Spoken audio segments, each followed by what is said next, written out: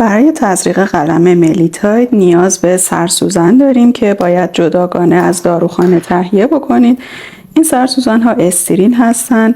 یه دونه از این سرسوزن ها رو باز میکنیم و روی قلم در جهت عقربه های ساعت میچرخونیم تا محکم بشه. این قلم ما چون نو هست اول باید تستش بکنیم. تستش به این صورت هست که این پیستون انتهای قلم رو میچرخونیم تا بیاد روی این علامت قطره و خب سرسوزن رو بر میداریم، مراقبیم که داخل دستمون فرو نره. دکمه انتهای سرسوزن رو میزنیم و مشاهده میکنید که یک قطره خارج شد. این نشون میده که قلم ما سالمه و میتونیم برای تزریق ازش استفاده بکنیم.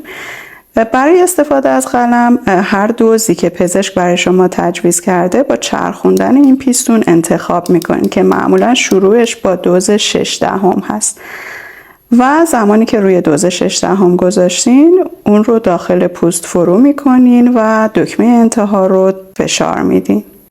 اگر فرض کنیم که این گاز استریل پوست هست، سری قلم رو بر می داریم، این سرسوزن رو به صورت عمود داخل پوست فرو می کنیم و دکمه انتهای قلم رو فشار میدیم تا زمانی که صدای کلیک ها تمام بشه.